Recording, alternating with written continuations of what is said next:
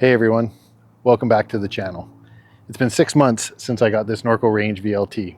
In that time, I've made 10 upgrades to this bike. And today I'm going to walk you through these upgrades that I've made, rank them from least important to most important, my top 10 so to speak, and then let you know what I think about each of the upgrades.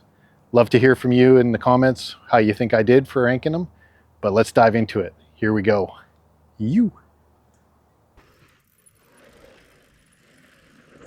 Coming in at number 10 is the tubeless valves. I swapped out the old OEM valves that came with these and installed some of the PD's alloy valves. Two things about the PD's valves that I like. First off, color. Can try and kind of color match, which I'm vain, so a little bit of personal flair worked into this. The second part is these valves are actually longer than the OEM ones, which makes the ability to attach a pump head way easier and inflating tires way easier. So there's two benefits. So color and actual function of the valve. So that's number 10.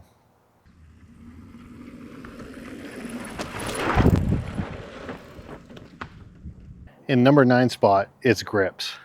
Now this is a highly personal thing, but to me, grips is a contact point on a bike. So I'm pretty fussy, but I still honestly haven't settled on a grip that I totally love. Right now I'm running the Ergon GDH grips, which are kind of their enduro downhill grip. I'm really liking them so far, bare hand and with gloves, but I've honestly run 3 different sets of grips already on this bike. So not saying that this is the long-term winner, but right now I'm really enjoying these Ergons. But that's the number 9. At number 8, we've got the saddle. In this case, I swapped out the OEM Physique saddle and I put on this Ergon eMTB saddle.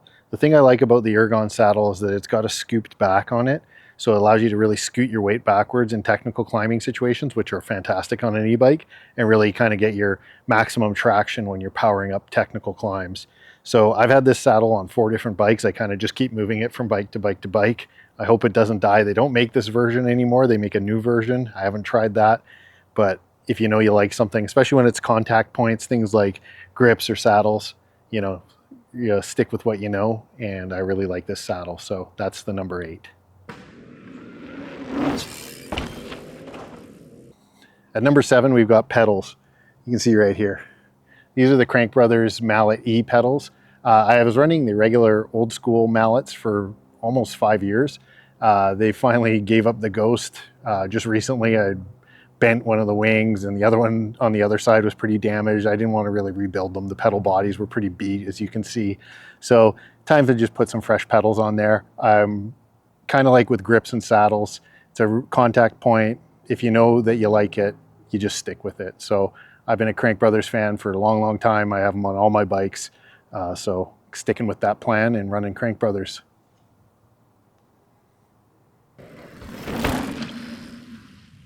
Okay, at number 6, we've got dropper post.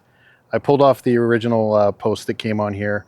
Couple reasons. Main one being it was actually too short for what I needed. It was like 175 mil. I wanted more extension. I need more extension. I didn't want to have that much post sticking out.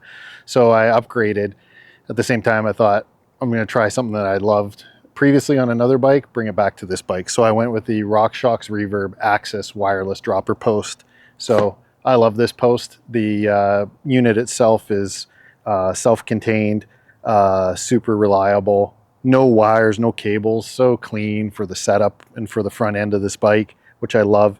And the thing has just been tirelessly working and bomb-proof. I've had to charge the battery once in 4 months of using this post. So tells you how good the battery life is on it as well. So yeah, dropper post, went for an upgrade, got the 200 millimeter extension, so more extension so I could have more post in the frame and more dropper. So worked out awesome, and I'm loving that upgrade.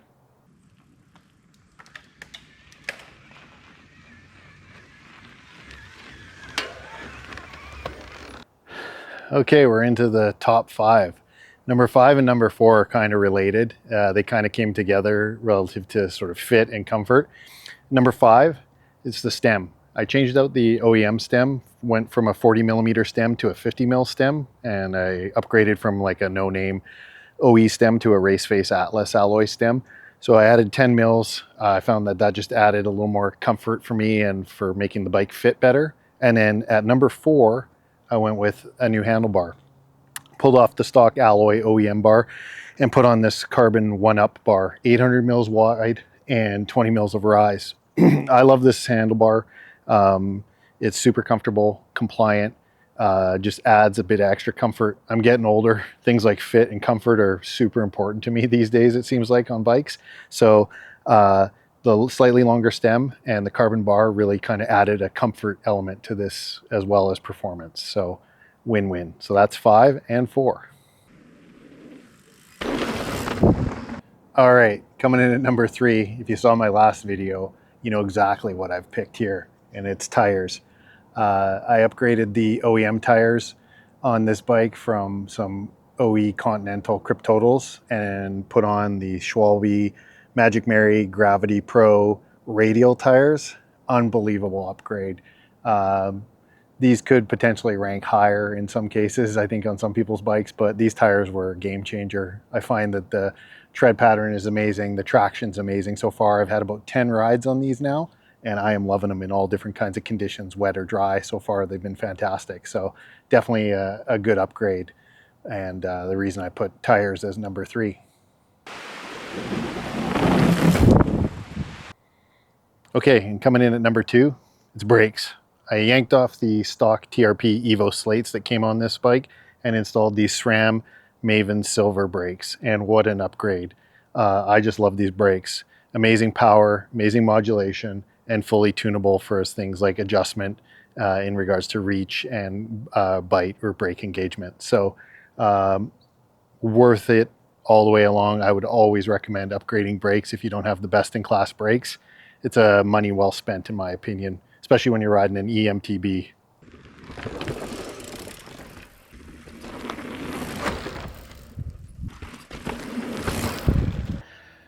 Okay, and the number 1 upgrade, you can't even see it.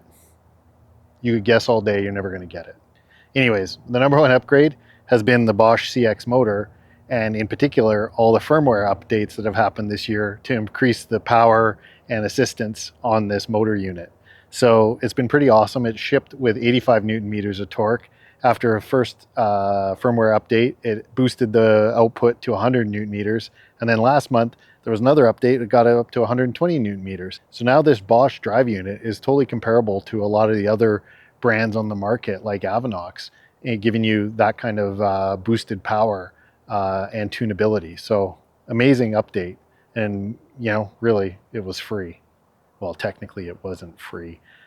You had to buy the bike to get it. But, you know, an amazing feature for an e-bike to have, to be able to just increase that power with a software update. I love it. It's made the ride that much better, and it's a huge one. So that's my number 1 update and upgrade on this bike. Okay, so there you go. That's my 6-month check-in with the top 10 upgrades and updates that I've made on this bike. Would love to know your thoughts, so please drop them in the comments. Did I get it right? Did I get it wrong? Is there different things I should have done? Love to hear your feedback. I try and get back to everybody when you make a comment. Appreciate you watching this video. If you liked it, like and subscribe. If you didn't, all good. Thanks again for watching, and have a wicked awesome day. Now go ride your bike. You.